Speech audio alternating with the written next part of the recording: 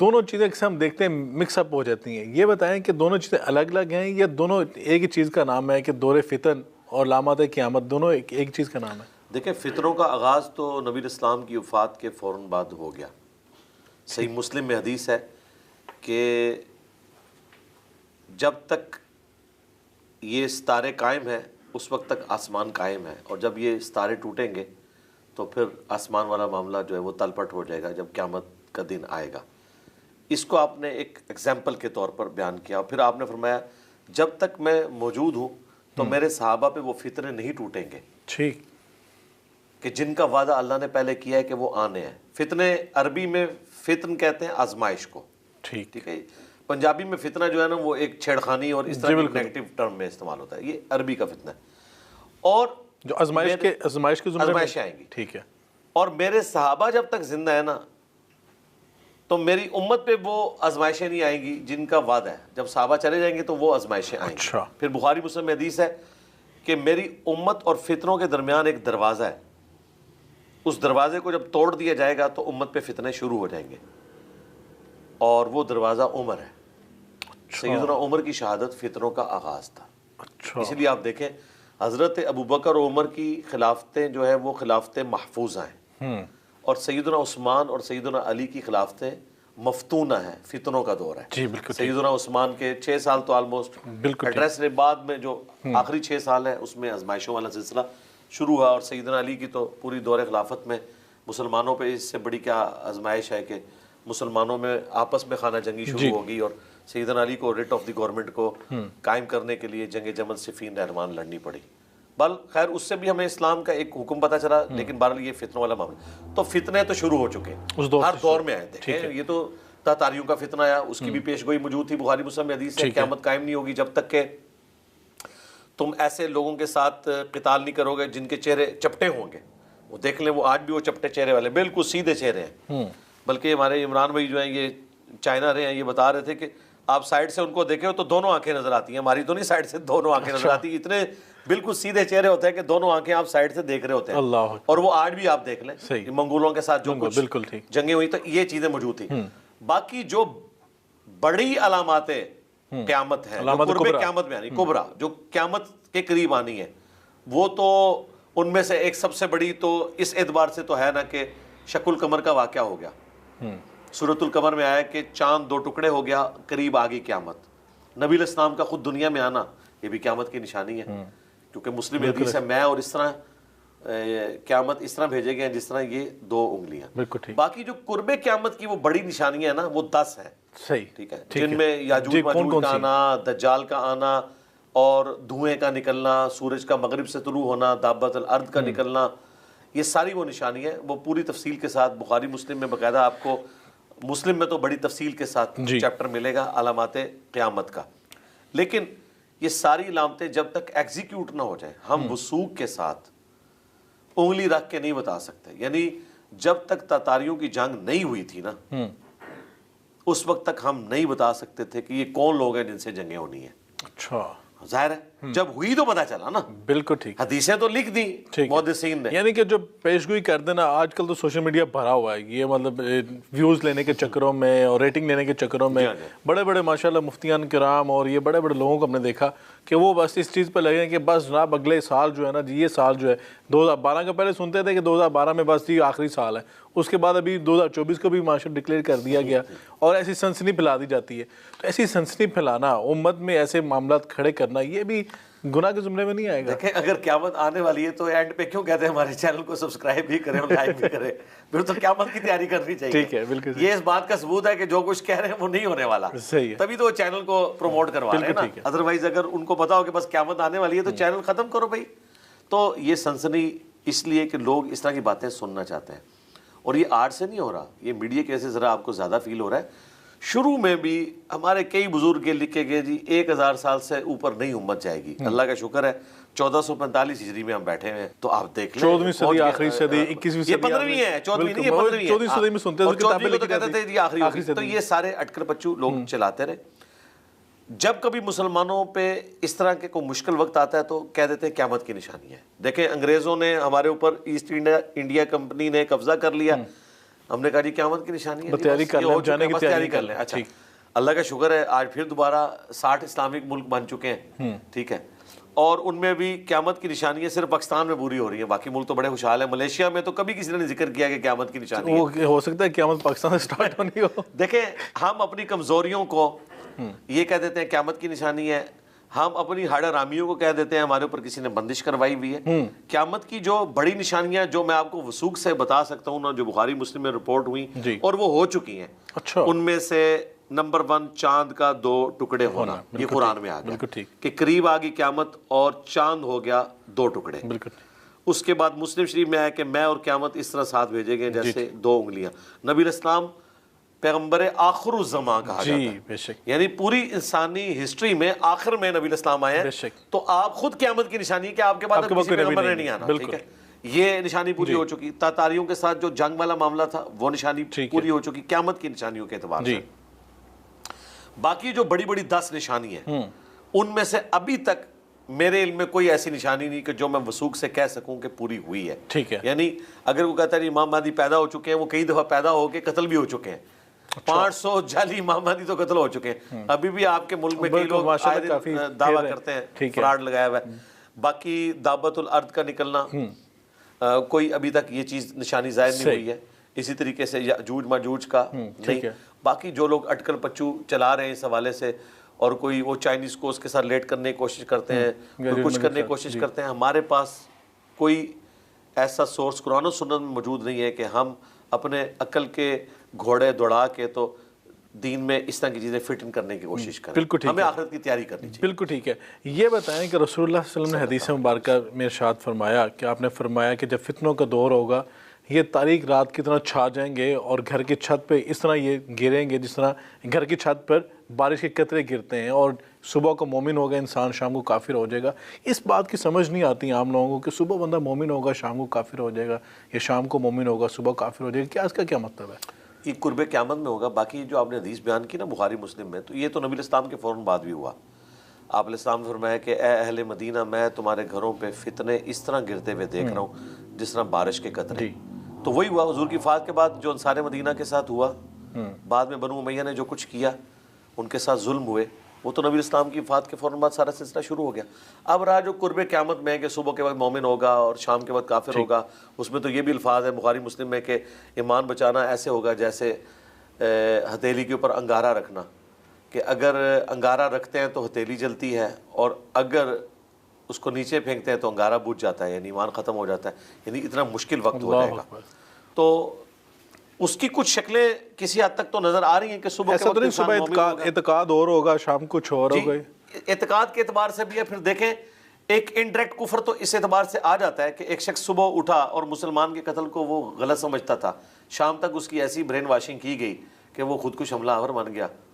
کیونکہ حدیث میں آتا ہے نا کہ قاتل کو نہیں پتا ہوگا وہ کیوں مار رہا ہے اور مقتول کو نہیں پتا ہوگا وہ کیوں مار رہا ہے. جی اب پاکستان میں تو آپ دیکھ سکتے ہیں پچھلے 20-25 سالوں کے اندر جو قتل کا بازار گرم ہوا، اس میں مارنے والے کو بھی نہیں پتا تھا، مرنے والے کو بھی نہیں پتا کہ بے گناہ مجھے مارا جا رہا ہے. تو اس طرح کے معاملات تو ہوئے. یہ تو حرج جو بخاری مسلم ہے نا عام ہو جائے گا. حرج یعنی قتل وہ تو عام ہوا ہوا ہے.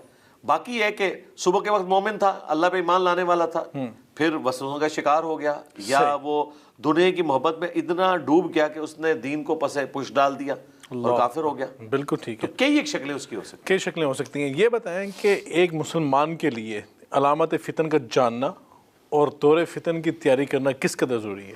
دیکھیں جاننا اور تیاری کرنا ضروری ہے، لیکن اس کے اوپر ویلاگز بنانا، سنسنی پھیلانا اور اس میں کوئی سان بتانے کی کوشش کرنا، طریقے بتانا، یہ تو دین کے اندر بدعت داخل کرنے والی بات ہے. یعنی کہ جو اسکالرز یہ یوٹیوب پہ ڈال رہے ہیں تو یہ بدعت کر رہے ہیں. بدعت کر رہے ہیں اور کیا کر رہے ہیں؟ دین کو بگاڑ کے پیش کر رہے ہیں. اس میں سے نکالنا کیا ہے؟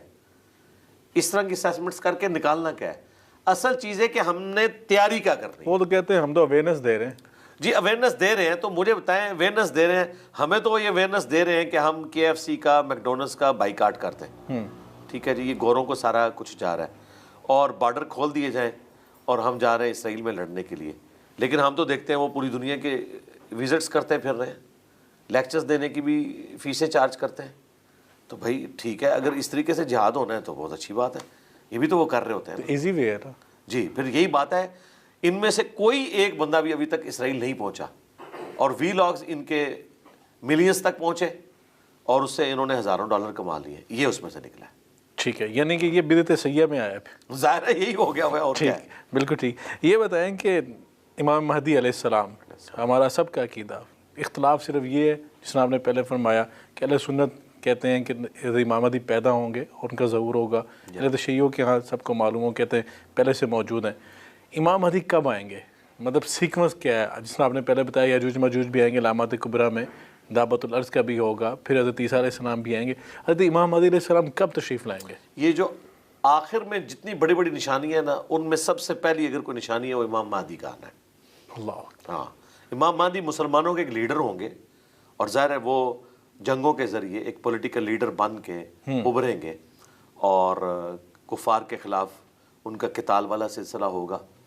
اور اس دوران دجال نکلے گا. دجال جب نکلے گا تو دجال کا فتنہ اتنا بڑا ہوگا کہ وہ امام مہدی اسے ایڈریس نہیں کر سکتے, کیونکہ اس کو اللہ تعالیٰ نے بہت غیر معمولی صلاحیتیں دی ہوئی ہیں.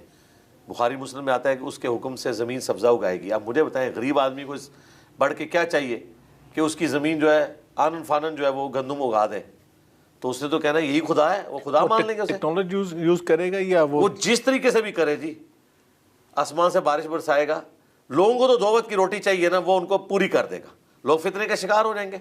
اتنے بڑے بڑے کرتب ایک مسلمان کے 2 ٹکڑے کر کے ان میں چلے گا اور پھر جوڑ کے زندہ کر دے گا, تو لوگ تو کہیں گے بھئی یہی. تو ابھی بھی یوٹیوب پہ ہم دیکھتے ہیں کہ بہت سارے لوگ ایسے کر دیتے ہیں. نہیں, وہ کیمرے کا کمال ہے, وہ کر نہیں رہے ہوتے. وہ بیسیکلی کیمرے کے ذریعے دکھایا جاتا ہے, فزیکلی آپ کے سامنے کوئی نہیں کر سکتا, نہ وہ کیا ہوتا ہے. وہ بھی اسے ایلوژن کہتے ہیں. ٹھیک. ہاں, وہ اوریجنل نہیں کر رہے, نہ کوئی کر سکتا ہے. یہ تو بالکل فائنل ہے. ٹھیک. بلکہ اگر آپ ان لوگوں سے یہ ذکر کریں کہ ایسا ہو سکتا ہے, وہ مانیں گے بھی نہیں کہ اس طریقے سے کوئی زندہ ہو سکتا ہے. یہ غیر معمولی صلاحیت دجال کو دی جائے گی, اور بیسیکلی اسے مسیح دجال کہا جاتا ہے, جھوٹا مسیح. اچھا. سچے مسیح کی بھی کوالٹی ہے کہ مردے کو زندہ کرنا.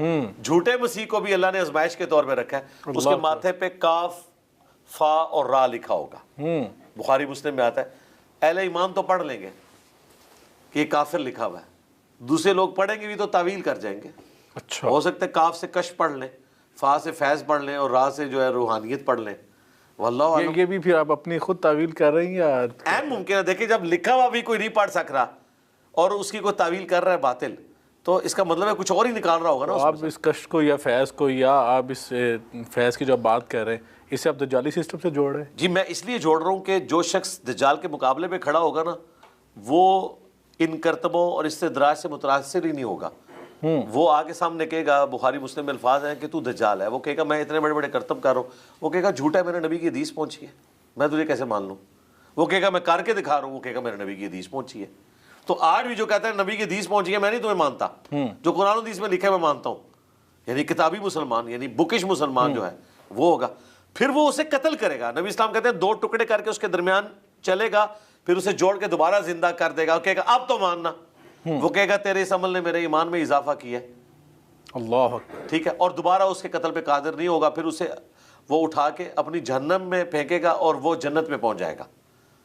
اصل میں جو اس کے ساتھ جہنم ہوگی وہ جنت ہوگی, اور جو اس کی جنت ہوگی وہ جہنم ہوگی. تو وہ کیا, وہ سید الشہداء ہوگا. وہ فزیکلی ہوگا, ظاہر فزیکلی ہو رہا ہوگا سب کچھ. جو جنت اور جہنم وہ دکھائے گا, وہ کیا دنیا میں تیار کی جائے گی؟ نہیں, بس وہ اپنے ساتھ لے کے چل رہا ہوگا نا. باقی اس کا الٹیمیٹلی کیا کدھر جا کے پہنچنا ہے اللہ تعالیٰ کی طرف سے وہ آزمائش ہے, جس طرح شیطان ہے اللہ کی طرف سے آزمائش ہے. یہ بتائیں کہ امام مہدی علیہ السلام کے حوالے سے اگر بات کی جائے. اچھا, وہ میں بات کمپلیٹ کروں کہ امام مہدی کے قابو نہیں یہ فتنہ آئے گا. پھر حضرت عیسیٰ ابن مریم دمشق کی کنارے پہ جو مینار ہے اس پہ اتریں گے. اچھا.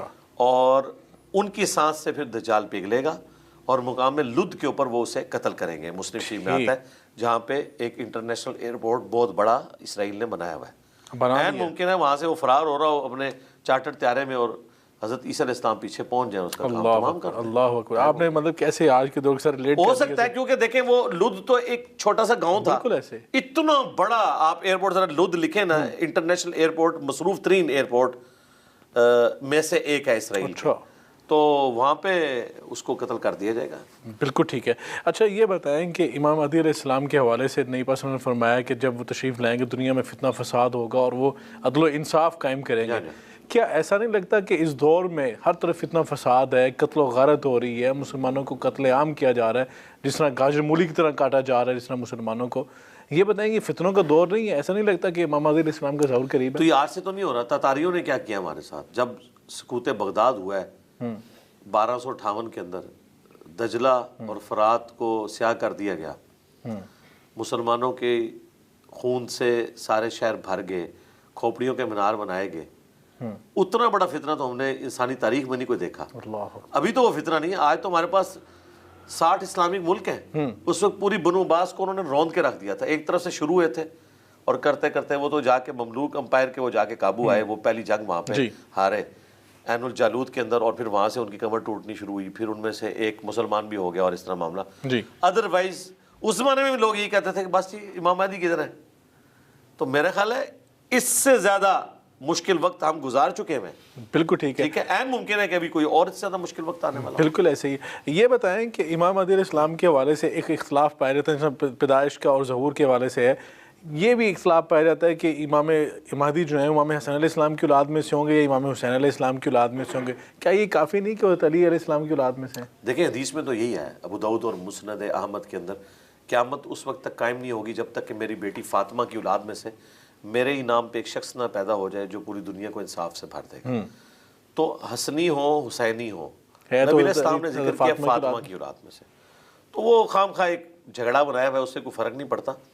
بعض لوگوں نے جھگڑا ختم کیا، وہ کہتے ہیں حسن و حسینی ہوں گے، وہ والد کی طرف سے حسنی ہوں گے اور والدہ کی طرف سے حسینی ہوں گے. یہ اسی طریقے سے ہے جس طرح بچوں میں حضرت علی پہلے مسلمان ہوئے اور مردوں میں حضرت ابوبکر پہلے ہوئے، عورتوں میں پہلے ختیجہ ہوئی، غلاموں میں زید بن حارثہ ہوئے. جھگڑا ختم کرنے کے لیے کیا ہے، ورنہ پہلے تو حضرت علی مسلمان ہوئے ہیں. جی بالکل صحیح. یا حضرت ختیجہ ہوئی ہوئی ہیں. بالکل ٹھیک. آپ کیا سمجھتے ہیں کہ امام مہدی علیہ السلام کا جو راستہ ہموار کریں گے، ان کے ساتھی بنیں گے، ان کے اصحاب بنیں گے، وہ کون لوگ ہوں گے؟ ان میں سے ایک آپ کے سامنے بھی بیٹھے ہوئے ہیں. ظاہر ہے ہم وہی راستہ ہموار کر رہے ہیں. مجھے بتائیں امام مہدی اگر شیعہ میں آ گئے، اہل سنت تو ان کو کافر کہنا ہے، وہ تو ٹوائلٹس میں لکھ رہے ہیں شیعہ کافر. اور اگر شیعہ میں وہ آ گئے، سنیوں تو ریجیکٹ کر دیا، سنیوں میں آ گئے تو شیعہ نے کہنا یہ تو ناصبی ہے. تو اس کا مطلب یہ ہے کہ امام مہدی آنے سے پہلے ایسی راہ ہموار ہو چکی ہوگی کہ سنی شیعہ کنفلکٹ بس آخری سانسیں لے رہا ہوگا اور لوگ تنگ آ چکے ہوں گے. میرا خیال ہے اب ہم نے یہ کام شروع کر دیا ہے. آج دیکھیں اس ماڈرن یعنی کہ آپ اپنے آپ کو کہہ رہے ہیں کہ ہم نے امام مہدی علیہ السلام کے جو انصار ہیں، ان کے اصحاب ہیں، ان کی بنیاد رکھ دی ہے. جی اللہ کا شکر ہے رکھی جا چکی ہے. آج سے پہلے انسانیت نے یہ وقت نہیں دیکھا کہ سنیوں کے بچے شیعہ کے پیچھے نمازیں پڑھ رہے ہیں، سنیوں کے بچے شیعہ کے ساتھ دوستی بھی کاٹ رہے ہیں، شیعہ کے بچے سنیوں کے بچوں کے ساتھ تو وہ دور کہاں گیا تھا جب مولانا داؤد غزنوی کے پیچھے 40 سال مولانا احمد علی لاہوری نے عید کی نماز پڑھی؟ وہ تو ایک دوسرے کے پیچھے پڑھے تھے. وہ تو اہل حدیث اور دیوبندی دونوں ہی سنی ہے نا. سنی شیعہ بڑی دراڑ تھی. سنیوں کے آپس کے فرقے تو آج بھی اکٹھے ہو جاتے ہیں، شیعہ کے خلاف ہو جاتے ہیں نا اکٹھے. مسئلہ جو ہے جو بڑی دراڑ ہے نا امام مہدی کے لیے، تو مسئلہ جو ہے وہ سنی شیعہ ہے نا. کیونکہ امام مہدی نے تو آ کے سیاست معاویہ زندہ باد نہیں کہنا. ٹھیک ہے، سنی تو یہ کہہ رہے ہیں. ٹھیک ہے، تو پھر سنیوں کو یہ سمجھ آنی چاہیے کہ خلافت راشدہ زندہ باد ہے. ٹھیک ہے، بعد کے لوگوں کا احترام اپنی جگہ، لیکن کوئی بھی خلفائے راشدین کا مقابلہ نہیں کرے گا. اور شیعہ کو بھی یہ بات سمجھنی چاہیے کہ خلفائے ثلاثہ کے ساتھ مولا علی نے کمپرومائز کیا ہے. بالکل صحیح. تو آپ